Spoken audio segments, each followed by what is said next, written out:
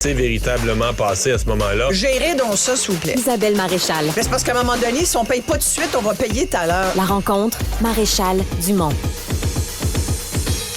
Bonjour Isabelle. Salut Mario. Alors, tu veux revenir sur François Legault, qui est en Gaspésie aujourd'hui, mais on lui a reparlé de la question du camp d'entraînement des Kings de Los Angeles au Centre Vidéotron à Québec. Et plutôt que de marcher sur la pointe des pieds ou de s'excuser, au contraire, là, il a enfoncé l'affaire, aller beaucoup plus large sur le retour du hockey à Québec. Voilà, t'allais dire enfoncer le clou dans le cercueil? Non, pas du tout. Mais je veux dire, il a pas reculé, là, il a poussé plus loin. Il persiste et signe. Et il va même jusqu'à expliquer ça, tout à fait. Il dit qu'il espère que Gary Bettman va être là. Il dit, en fait, c'est comme s'il y avait une stratégie derrière ça. Puis si tu veux, je trouvais que c'était tellement bien expliqué de la part du premier ministre, je me suis dit, tiens, écoutons-le. C'est important aussi d'investir dans le loisir, que ce soit les sports, que ce soit la culture. Puis, je sais pas si vous le savez, là, mais les gens de Québec, ils aimeraient ça, avoir une équipe de hockey. Ils aimeraient ça que les Nordiques de Québec reviennent. Et je pense que le geste qui est posé, de dire, on va montrer l'amphithéâtre extraordinaire qui est à Québec, aux Kings de Los Angeles, aux Bruins de Boston, aux Panthers de la Floride. J'espère que M. Bettman va venir nous visiter pendant ces games-là. Puis on espère, c'est en fait, là, ce qui est visé, c'est de dire, on a un amphithéâtre de classe, je dirais, mondiale, de classe de la Ligue nationale. Ben, il est temps que la Ligue nationale accepte de donner une franchise, donc d'avoir le retour des Nordiques. Puis on voit ça comme étant une opportunité de montrer cet amphithéâtre-là. Puis aussi, les gens de Québec qui aiment ça, le hockey. Ben oui, le monde de Mais Québec. Mais t'as pas l'impression que ça, c'est la vérité? Ben, ça, c'est... Dans le fond, c'est oui. que Éric Girard est allé sur la pointe des pieds, avait pas trop dit, mais que ça, c'est la vérité. Là. C'est une stratégie. Tu peux être d'accord ou pas, ouais. Mais là, t'as le portrait de qu'est-ce qu'ils sont en train de faire. Et c'est pour ça que je voulais qu'on en discute, toi et moi, parce que dans le fond, si c'est ça, la stratégie, qu'est-ce que... D'abord, j'aurais envie de dire, qu'est-ce que le gouvernement fait là-dedans avec des millions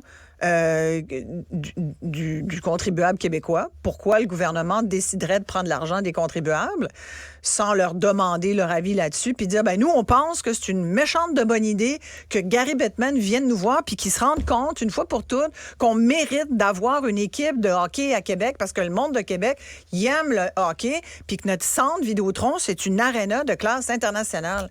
Mais pourquoi le gouvernement est là-dedans? Moi, c'est la question, que je me pose. Puis 2, si à ce point, il y a des gens qui, à ce point, veulent le retour on dit le retour des Nordiques. C'est mort. D'une équipe de la Ligue nationale. C'est mort, les Nordiques. En ce moment, il n'y a pas d'équipe de hockey à Québec, puis il n'y a pas de début de quelque chose qui ressemble à une équipe de hockey à Québec. Que le monde de Québec aime le hockey, écoute, tant mieux. Non, mais il y a un marché. Il y a un marché. Puis il y a des équipes dans la Ligue présentement qui ont des amphithéâtres vides, puis encore plus cette année que les années précédentes. Mais quand est-ce qu'on Il y a un entêtement de Bettman à pas venir au Canada. Voilà. Quand est-ce qu'on va comprendre que Gary Bettman, qui depuis 30 ans gère la LNH et règne sur le monde du hockey comme un dictateur, là, c'est lui qui décide. Qu'est-ce que tu veux? Lui, il veut rien savoir. Il pense encore que c'est possible d'avoir quelque chose... écoute, toute l'histoire de l'Arizona, là, les citoyens, par voie de référendum, ont dit on n'en veut pas. Nous autres, le hockey, on sent. Il joue dans un mini-aréna universitaire. Ça les intéresse pas. Puis lui, continue de dire non. Alors que nous, à Québec, c'est vrai qu'on a une belle place. C'est vrai que ça serait magnifique. Puis c'est vrai que pour nous, Québécois, qui avons la fibre hockey vivante, là, ben, ça serait magnifique. Mais il veut rien savoir. Fait qu'à moins qu'il sorte de sa bulle au cerveau, M. Bettman, hein, je vois pas comment... On peut le convaincre, je suppose que le c'est pari... comme un dossier mort. Oui, mais je suppose que le pari, c'est Bettman n'est pas là pour l'éternité. Donc, si on monte au directeur gérant, on monte l'intérêt. Peut-être aussi que Bettman, on se dit un jour, il va être mal pris, il va manquer de marché de hockey, il va manquer de... Je sais pas, là. Écoute, tu comprends pas toute la stratégie. Là, on est prêt à payer jusqu'à 7 millions de dollars pour compenser des pertes si jamais, quand ils viennent jouer, les Kings de Los Angeles, parce que c'est un événement, c'est vu comme un événement de loisirs, nous dit François Legault, de loisirs. D'une semaine. Franchement, de loisirs. Écoute, quand tu regardes ça, puis d'ailleurs, les 68 équipes sportives de la Fédération Sport Québec l'ont dit tout de suite, ils n'en revenaient pas, c'est plus que le budget de toutes ces fédérations qui font beaucoup bouger nos jeunes au Québec. Et c'est plus que le budget qu'elles ont toutes réunies. Alors, c'est comme ça soulève une vraie question, le montant d'argent qui est versé. Est-ce qu'il était nécessaire? Est-ce qu'il est bien investi? Il y a une vraie question. Ce que je te dis, cependant, c'est qu'aujourd'hui, j'ai l'impression que François Legault nous a dit la vérité. Le vrai portrait d'ensemble de leur pensée. Oui, c'est fort possible. Puis j'aimerais qu'ils disent la vérité tout le temps. Mais tu sais, il faut toujours se souvenir... À moitié, je dirais. Parce que quand il dit le loisir, c'est important d'investir dans du loisir. Faudrait quand même pas nous prendre pour des caves. On comprend que c'est pas du loisir. Mais tu sais, derrière tout ça, là, c'est quand même, c'est impardonnable ce que le PQ a fait en 1995 de laisser partir les Nordiques puis le Fonds de solidarité de la FTQ. Mais c'est impardonnable. Isabelle, ils ont laissé aller ça pour 75 millions. Ça vaudrait aujourd'hui au bas mot 1 milliard. Ben oui. C'est sans doute. Plus que 10, 12 fois plus. Le Canadien de Montréal vaut combien de fois plus aujourd'hui que le Canadien, parce qu'il y a le Centre Bell dedans, mais il vaut au-dessus de 2 milliards? Non, mais c'est fou, là. Tu peux pas... Moi, il faut que je me pince. Dès que je pense à ça, je viens enragé de dire on avait une équipe de hockey, puis on l'a laissé aller. Puis on l'a laissé aller. Mais oui, mais Mario, si je me souviens bien, il y a personne qui voulait la ramasser. Non, parce que là, on se disait que les 2-3, il n'y avait pas de plafond salarial, puis on allait avoir 2-3 mauvaises années à passer. Mais quel manque de recul. Quand tu regardes ça aujourd'hui, t'as le goût de pleurer. Tu dis, mais qui a pu penser de même? Ça, c'est... Ben, c'est parce que ça te prouvait que c'était pas le gouvernement qui était propriétaire de l'équipe. Sais-tu quoi? Il aurait dû le devenir. La Caisse de dépôt aurait dû l'acheter au complet. Ça aurait été le meilleur placement de son histoire. Ben, sans doute. Plus que d'autres placements qu'on pourrait nommer. En tout cas. Mais t'as raison là-dessus, sauf que c'est parti, c'est fini, revenons-en. T'sais, après, ce que ça montre aussi, c'est jusqu'où on est prêt à dépenser de l'argent public pour investir dans un rêve qui est encore, à mon avis, inaccessible. Non, c'est sûr que si on n'a aucun espoir, c'est parce que une équipe de hockey professionnel, c'est beaucoup d'activités économiques, c'est beaucoup d'argent. Oui. Si on pense avoir une chance raisonnable là, de l'avoir, moi, je la vois pas. Je suis comme toi, moi, je la vois pas présentement. Mais si on pense l'avoir, ça peut valoir quelque chose de dire on investit là-dedans pour peut-être un rendement futur. Maintenant, si on a une chance sur 1000, c'est comme acheter de la loterie, c'est comme jouer au casino, ça n'a pas d'allure avec l'argent public. Là. Mais tu sais, on pourrait faire la comparaison avec le retour des expos à Montréal, tant qu'à faire. Mais on a aussi laissé aller les mêmes expos sur le même gouvernement du PQ. C'est ce monde-là, vous disait vouloir faire un pays, puis tout ce qui amène la fierté d'un peuple, ils l'ont tout laissé aller. Mais dans le cas du baseball, c'est différent. Dans le cas du hockey, t'avais quelques gens d'affaires qui voulaient se faire une petite passe de cash. Les Marcel Aubu et autres voulaient se faire une petite passe de cash. Dans le cas des expos, on s'est fait rouler par un croche, carrément. C'est carrément fait rouler par un croche. L'équipe s'est ramassée dans les mains d'un croche, là, puis on l'a su après.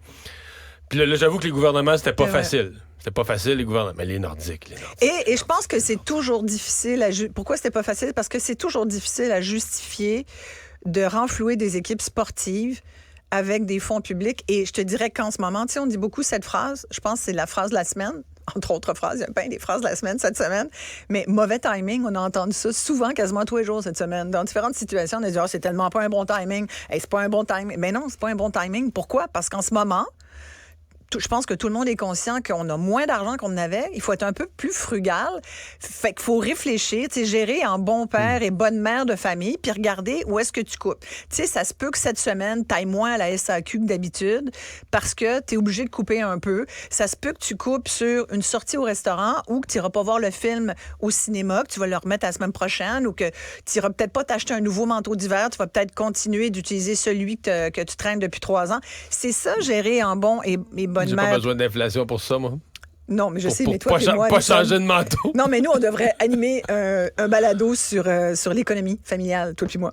Je suis très économe. Surtout sur le linge. Mais je pensais qu'on a déjà fait un concours, toi puis moi, puis j'ai failli gagner. C'est juste que le piton a été collé, t'en souviens pas? mais je te dis, je crois que je te bosse sur l'économie. Ah ouais? Ouais. Tu veux dire sur être économe? Là? Ouais, sur être économe. Non, c'est que tu investis plus de temps. T'es plus compétente. Oui, je suis plus gratteux. Je suis plus gratteux. T'es plus gratteux, ça. Mais t'es plus compétente. Tu connais ton coupon, ton magasin, ton rabais, tout ça. Exactement. Moi, je suis connaissante. Tu comprends? Je suis tellement fille. Moi, je vais faire vraiment, tu sais, je vais Mais moi, je connais pas le pourcentage. Moi, je connais pas le pourcentage de rabais sur le manteau. Je garde mon vieux. Je garde mon vieux. Tu dis, c'est ça. S'il n'est pas décousu, s'il n'est pas brisé. Mais tu sais que moi, je fais la même chose. Moi, en ce moment, je suis vraiment, depuis plusieurs mois, je suis même, tu vois, à l'avant-garde.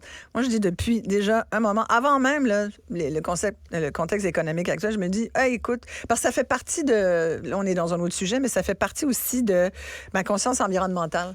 Si on dit qu'on veut gaspille moins, pas pour rien. on veut Je suis d'accord pas. avec Oui, ça, moi. Exactement. Fait que c'est dans les fameux R, on recycle, on récupère, on réutilise. Tu sais. Mais là, pour reprendre les R, là, pour M. Legault, là, sa ritournelle, ça marche pas, là. Non, ça marche pas. Et c'est pour ça que la question, ça passe pas, pour moi, la question en ce moment, c'est est-ce que notre ami François, est-ce que mon oncle François est en train d'échapper la POC? Est-ce que c'est ça qui se passe en ce moment? Est-ce qu'il est à ce point perdu un peu? Je te dis, depuis Jean Talon, il l'a pas pris, cette affaire-là. Il est prêt à ramener des troisièmes liens qui n'ont pas de bon sens. Il est prêt à donner... Écoute, je pense que si j'étais à Québec, je ferais une liste d'épiceries, puis je dirais à M. Legault, voici ce que je veux. Puis peut-être que je l'aurais. Sauf que là, il y a des affaires qui contrôlent, mais une équipe de la Ligue nationale, Non, ça, ils ne contrôlent pas. Mais il n'y a rien qui contrôle là-dedans. Il n'y a absolument rien qui contrôle. Et je ne sais pas d'où c'est sorti. Moi, je pense qu'ils se sont dit, qu'est-ce qui ferait qu'on nous sortirait de notre marasme politique actuel? Il y a une stratégie. Là. Depuis 2 ans, il y a 1 an et demi, 2 ans... Oui, mais pourquoi en ce moment? C'est toujours intéressant. Pourquoi maintenant? Il avait donné un mandat à Éric Girard de faire une grande stratégie de séduction de la Ligue nationale. Ça, c'était connu, là. Il est allé rencontrer Bettman, présenter... Comme un ministère du hockey. Présenter l'amphithéâtre. Un mandat au ministre des Finances de dire... D'abord, lui, c'est un joueur de hockey. Là. Éric Girard, c'est un joueur de hockey. Il vient du monde des affaires. Donc, dire, tu vas aller séduire la Ligue nationale. Puis là, c'est comme si ça arrive dans le plan. Mais c'est parce qu'on dirait qu'ils ont oublié... Mais il ne l'a pas présenté de même. Mais... À l'époque, oui. Ben, plus ou moins, oui. Mais pas là, pas cette semaine. Non, pas cette semaine. Pas du tout. Mais de toute façon, dans le plan... Ils n'ont pas dit du tout cette semaine, depuis 2 ans, donc on travaillait là-dessus, alors on va vous dire, voici le résultat de notre évaluation. Pour l'instant, il n'y en a pas de résultat. Là. Mais parce qu'on est tous dans le virtuel, dans la pensée magique. Il n'y a rien qui existe. Il y a le centre Vidéotron, par exemple. Ça, c'est sûr. Oui. En même temps, tu peux dire, si on fait rien, on n'aura rien. Là. Si on fait rien, si on fait aucune démarche, on n'aura rien. Mais un qui doit être très content, c'est Pierre-Carl Péladeau. Parce que je trouve que le gouvernement C'est encore lui le promoteur? Je ne sais pas, peut-être. Je ne suis même pas sûr. Mais le centre Vidéotron, il appartient à qui? Oui. Mais est-ce que demain matin, Pierre-Carl Péladeau veut encore une équipe de hockey à Québec où lui serait le propriétaire, seul propriétaire? Là, je pense que Pierre-Carl est bien occupé avec la Coupe Grey. Là. Oui. Là, la fin de semaine, c'est le football. Ça, toi, je regardais ça, c'est ça. On ne cherche pas Mario Dumont, mesdames et messieurs. On sait où est-ce qu'il va être. Je suis moins Ligue canadienne de football un peu. Là. Ouais. Oh, mon Dieu. Ça, c'est un petit peu... Ça, c'est un petit... Ben, c'est pas le même calibre. Là. C'est pas le même calibre? Écoute, Isabelle, mettons... là. Explique-moi, parce que moi, le football, sincèrement... Je te dis, le ballon me passe au-dessus de la tête. Dans une année, là, mettons, le meilleur joueur de la Ligue canadienne de football, le meilleur de l'année, le joueur de l'année, il a une chance d'être invité dans un camp d'entraînement de la NFL. Ah non, mais c'est sûr, mais c'est pas une question de formation, c'est pas une question de... Puis on n'a pas forcément de culture aussi. Oui, c'est ça. Mais on a des très bons jeunes joueurs. Oui, mais ils vont mais les joueurs québécois qui sont vraiment, très, vraiment très bons. Écoute, il n'y a pas que... On a beaucoup... Les meilleurs, ils s'en vont où, là? Ouais, c'est ça. Oui, on a eu Laurent Duvernay-Tardif, mais il y en a d'autres. Il y en a quelques autres. Il y a quand même cette espèce de potentiel. Mais c'est pas le même salaire non plus, là. Moi, en tout cas, je suis pour qu'on investisse dans le loisir, puis dans le football, mais auprès des jeunes. Merci Isabelle. Tu vois, ça fait grand plaisir. Bonne fin de semaine. Fait que tu vas manger quoi? Qu'est-ce qu'on mange quand on regarde la Coupe Grey? Je sais même pas. Qu'est-ce qu'on mange? Qu'est-ce qui est canadien? On pourrait dire la poutine. Moi, je dirais la poutine. Parce que la Coupe Grey, c'est la Coupe Grey Cup. Là. C'est l'événement canadien ultime. Mais c'est assez canadien, là. Oui. C'est canadien. C'est ça que Pierre-Carl va bien se fondre là-dedans. Là. Du studio canadien. Des Doritos, là, ça fait toujours la job. Genre. Merci Isabelle. Bye.